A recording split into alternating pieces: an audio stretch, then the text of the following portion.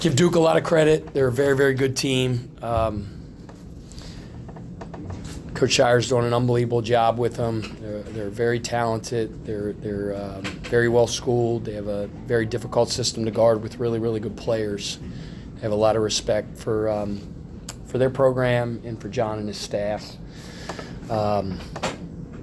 We got our butts kicked the other night against Ole Miss and really challenged our guys. The last several days, we focus and harp on and emphasize the daily process, right? The next thing being the most important thing, and clean some stuff up from the Ole Miss game. We had a couple really good days of preparation. We just weren't able to practice a lot going into the Ole Miss game. We hadn't really had an actual practice since we left for the Bahamas, because we came back, had a pretty short turnaround. Had some guys banged up, so it was a lot of film and walkthrough. We just weren't in the state to be able to have practice. And after the Ole Miss game, we had a 4-day layoff. We were able to go back to like our core principles and have true preseason practices. First two, we weren't even focusing on our next opponent. It was just on us. And I was proud of our guys' response. And we were up for the challenge tonight, came out, played really well in the first half, but didn't sustain it. In the second half, in the first half, we held them to 36% from the field and 27 from three, and then it was 55% in the second half. Even at the 8-minute media, I think it's a 6-point game at the 8-minute media. We're right there. We just need to get a couple stops and knock down a couple big shots. Weren't able to get stops. Had some open looks and didn't knock down. You give Duke credit. They stepped up in a crucial part of the game and got some stops and made some really, really big shots. Disappointing how the second half went. Got a quick turnaround, getting ready for a good UTEP team on Wednesday. And got to turn the page and go back to work tomorrow, clean this one up, and start preparing for the next one. Both questions, start with Ken. Pat, the 18-2 run from them in the second half seemed to be the real swing. What did you see from them? What did you see from your group? Is that what it was, 18-2? Yep. Yeah. Again, you always have to give your opponent credit. In that part of the game, they really start getting it going, banged a couple big shots. We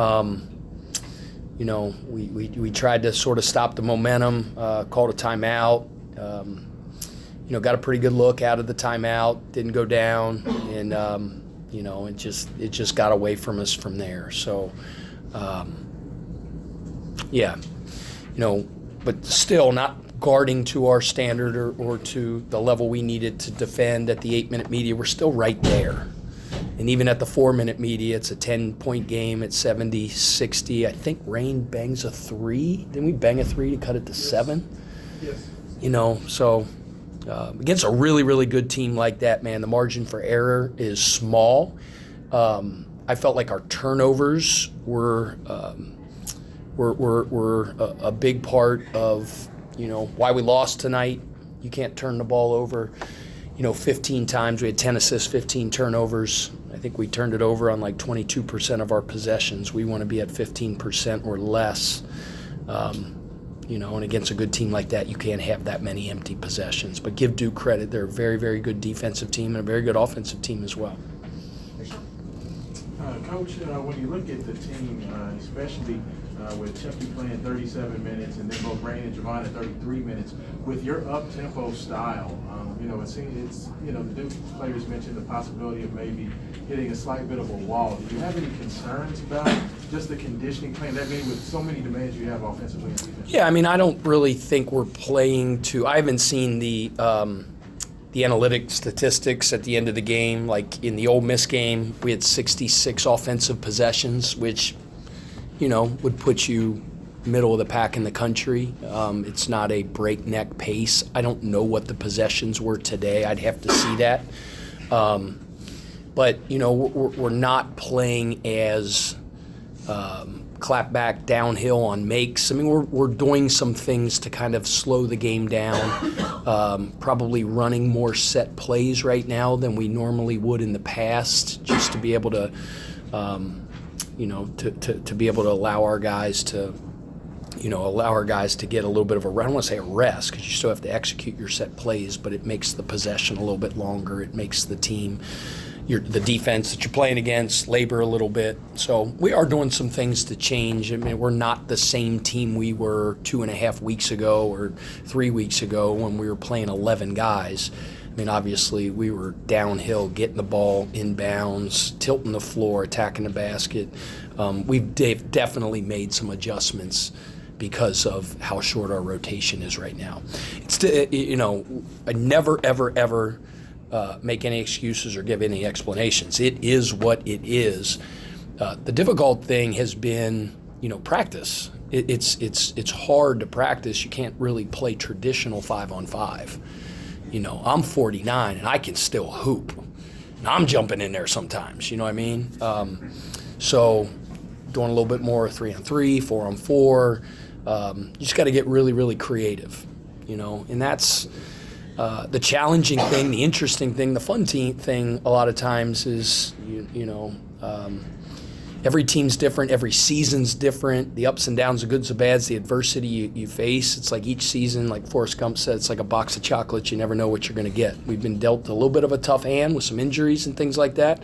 We're making some adjustments on the fly and trying to figure out our new identity. I think our guys played their butts off. We didn't guard to our standard in the second half, and I'm sure as heck not going to sit up here and say it's because we were tired. We got to be better. All right? We're not going to make excuses in this uniform. So, but yeah, that's a long-winded question to say, like, we're really not playing like we normally do. Hey, Taylor. It's fan base. They've been waiting to explode for a moment. The Tennessee games, they came out and hit you and took the wind out of the air out of the building here. When Rain hits that three and it's 10-3 and Terrence hits the one that's 30-16 and the place just explodes, what does that feel like? I mean, we got the best fan base in the country. I don't care what anybody else says. Like, I've felt it, I've lived it, breathed it, felt it from the moment I was named the head coach here. I told you, I'm from a town right up the road, 90 miles from here, and, they talk about a lot of other things in that town. They talk about the Bengals, they talk about the Reds, they talk about this, they talk about this. In this town, they talk about Louisville basketball, man, and it's part of the fabric of this community, man. It's in the DNA of people that live in the 502, and we appreciate them. We appreciate them supporting. We appreciate the energy that they brought tonight. You could feel it when we went on that run the first half and we jumped on them. I get it. People are ready to explode. I'm ready to stink and explode. They were a big part of the momentum. We told our guys, man, put game pressure on Duke, and we're going to get an eighth man. We say 7 guys is what it takes to be an elite defense. That's 5 guys giving more than just themselves. When we're playing as hard as we need to defensively, it's like there's 7 guys. And when the Yum Center gets rocking like that, it's an eighth. And the fan base put game pressure on Duke today, and was a big part of the success we had for the first 26 minutes of the game. Weren't able to sustain. We'll be better next time. Tyler. Yeah, backcourt. Terrence, what did you see out of him? Yeah, I thought Terrence gave us a great lift, a great boost to start the games, making shots, played really well offensively, gave us a great burst. Like everybody else, we needed to do a better job of making good decisions, simple decisions, making the easiest play and limited turnovers. But I thought Terrence gave us an unbelievable spark offensively and really got us going. Tim. I'm not sure if the transfer portal reopens anytime soon, but is there any option that you have to add players at this point? I mean, I don't take – everything's on the table. I don't sleep. Figuring out what buttons to push to get this team to be the best that they can be. So, I mean, we'll scour every inch of the earth to figure out how we can improve our team, and whether that happens or not, I have no idea. But I'm willing to try anything. What my major focus is on these young men on our roster, pouring into them every single day. We're going to have an unbelievable day of preparation tomorrow, coming off a game where guys played a lot of minutes, so it won't be from a physical standpoint. We'll have a really good practice on Tuesday. We got to be ready for a very well-coached and a talented UTEP team on Wednesday. And sometimes if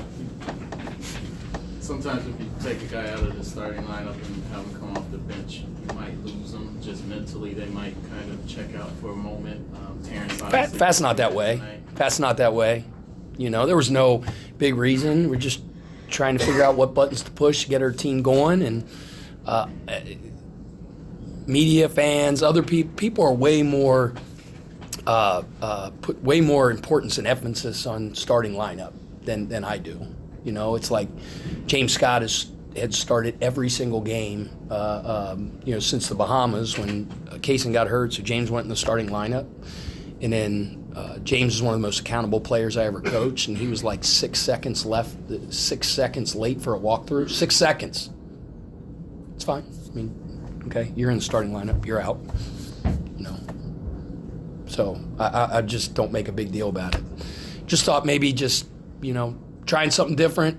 Fat was unbelievable the last 2 days when he looked up on Team 1 and saw he wasn't on there. Didn't pout, didn't hang his head, went back to work, and he did what I expected him to do. Lights came on, he was ready to play, and he played really well for us.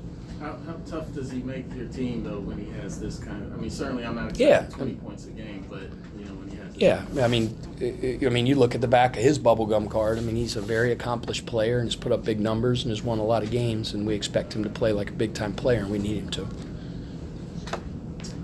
Coach, just kind of talk about 10.6 rebounds and a steal for Kenai tonight. He Yeah. just seems to be playing better, but he wanted to smoke tonight, it looked like. He wanted what? He wanted to smoke tonight. He wanted to smoke? It looked like he was ready. He was ready to... Yeah, I mean, Kenai gave us a great boost. The lights were really bright tonight in a high-profile game against a big-time opponent, and it wasn't too big for him. You know, he gave us a great boost, made some big shots, gave us a lot of energy. I was proud of him. Pat, you mentioned the turnovers, I think in your opening statement. They scored 20 points off of those turnovers. Just how much was that a killer? Yeah, I mean, that's big. I mean, turnovers in any sport, no matter if it's football, if it's basketball, or it's errors in baseball, like you can't beat really good teams if your turnover percentage is too high. I mean, basketball is an imperfect game. You're never going to play a perfect game with no turnovers, but we got to play cleaner than we did tonight against a really, really good opponent. In the first half, you guys were able to spread your points over 6 players and limit to just 4 scoring players. Do you credit that to your offense or your defense? That's a great question. We're a balanced team. We're a balanced scoring team. We were built that way. It's been that way ever since this team came together, and we played for the first time in exhibition games in the Bahamas back in July.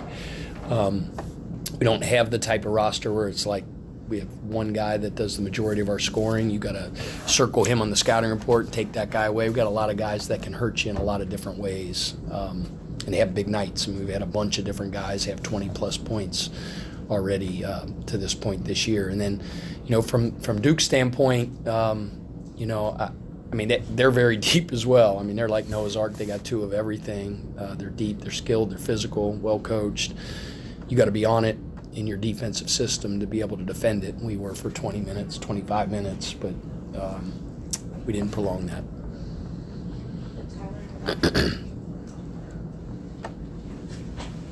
Yeah, and obviously Cooper comes in with a lot of high, really talented players. Is it being going to try and slow him down? But you guys want to make him work for everything. Yeah, I mean, he's a really good player. Really, really good player, talented. They put him in good positions.